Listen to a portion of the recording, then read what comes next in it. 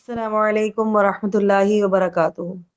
الحمد للہ وکفا وسلام علی عباد الذین اصطفیٰ، اما بعد فاعوذ باللہ من الشیطان الرجیم، بسم اللہ الرحمن الرحیم۔ قال اللہ تعالی فی القرآن الکریم، هل یستوی الذین یعلمون والذین لا یعلمون، کیا جاننے والے اور نہ جاننے والے برابر ہو سکتے ہیں؟ جب آسمان پر کالے بادل چھا جاتے ہیں اور ہوائیں تیز ہو جاتی ہیں تو ہمارے دل کی کیا کیفیت ہوتی ہے؟ ہم لوگ خوش ہوتے ہیں، کچھ لوگ لانگ ڈرائیو پہ نکل جاتے ہیں، کچھ لوگ خاص پکوان بناتے ہیں، لیکن ہم میں سے بہت سے لوگ یہ نہیں جانتے کہ رسول اللہ صلی اللہ علیہ وآلہ وسلم بادل دیکھ کر یا تیز ہوائیں دیکھ کر کیا کیا کرتے تھے۔ رسول اللہ صلی اللہ علیہ وآلہ وسلم کا یہ حال تھا کہ جب بادل آتے تو آپ صلی اللہ علیہ وآلہ وسلم کی کیفیت بدل جاتی، کبھی گھر کے اندر جاتے کبھی باہر۔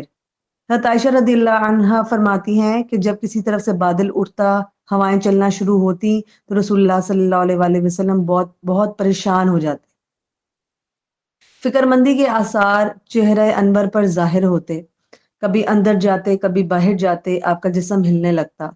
صحابہ کرام رضی اللہ عنہم کو فوراً اندازہ ہو جاتا کہ رسول اللہ صلی اللہ علیہ وآلہ وسلم شدید خوف کی کیفیت میں ہے۔ حضرت عائشہ رضی اللہ عنہا نے سوال کیا، یا رسول اللہ صلی اللہ علیہ وآلہ وسلم، جب بادل آتے ہیں تو آپ ڈر کیوں جاتے ہیں؟ آپ صلی اللہ علیہ وآلہ وسلم نے فرمایا، عائشہ مجھے یاد ہے کہ قوم عاد کا کیا قصہ تھا۔ جب ان کے اوپر بادل آئے تو وہ بادل دیکھ کر خوش ہوئے اور کہنے لگے، قالوا ھذا عارض ممطرنا، یہ تو بادل ہے جو ہم پر بارش برسائے گا۔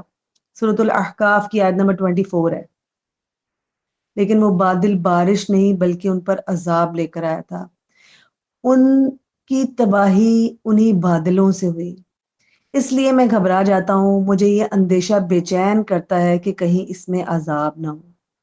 اور جب یہ بادل برس پڑتا تو رسول اللہ صلی اللہ علیہ وآلہ وسلم خوش ہو جاتے اور ہم بھی خوش ہو جاتے۔ آپ صلی اللہ علیہ وآلہ وسلم فرماتے، رحمتن رحمتن، رحمت ہے رحمت ہے، یعنی یہ اللہ کی طرف سے رحمت ہے۔ اس لیے آپ صلی اللہ علیہ وآلہ وسلم بادل دیکھ کر اللہ تعالیٰ سے یہ دعا مانگا کرتے تھے، اللہم انی اسألک خیرہا وخیر ما فیہا وخیر ما ارسلت بہ، وَأَعُوذُ بِكَ مِن شَرِّهَا وَشَرِّ مَا فِيهَا وَشَرِّ مَا أُرْسِلَتْ بِهِ۔ اے اللہ میں تجھ سے اس کی بھلائی کا سوال کرتا ہوں اور اس چیز کی بھلائی کا جو اس میں ہے، اور اس چیز کی بھلائی کا جس کے ساتھ اسے بھیجا گیا ہے، اور میں اس کے شر سے تیری پناہ میں آتا ہوں، اور اس چیز کے شر سے جو اس میں ہے، اور اس چیز کے شر سے جس کے ساتھ اسے بھیجا گیا ہے۔ صحیح مسلم کی یہ روایت ہے 2084۔ تو ہمارے لیے سوچنے کا کیا مقام ہے کہ جب ہم بادل دیکھتے ہیں تو ہماری کیفیت کیا ہوتی ہے؟ کیا ہمیں رسول اللہ صلی اللہ علیہ وآلہ وسلم کی سنت یاد آتی ہے؟ کیا ہم بادل دیکھ کر دعا مانگتے ہیں؟ بادل، آندھی، بارش، طوفان، یہ سب کیا ہے؟ یہ اللہ تعالیٰ کے پیغامات ہیں۔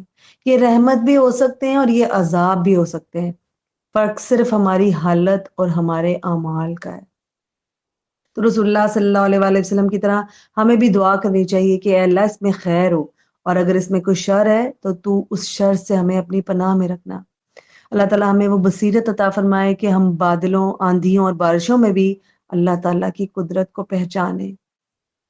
ہم رسول اللہ صلی اللہ علیہ وآلہ وسلم کی دعاؤں کو یاد رکھیں اور اس کو لوگوں تک بھی پہنچائیں، اور ہر حال میں اللہ تعالیٰ سے خیر کی طلب کرتے رہیں اور شر سے پناہ مانگنے کو اپنی عادت بنا لیں۔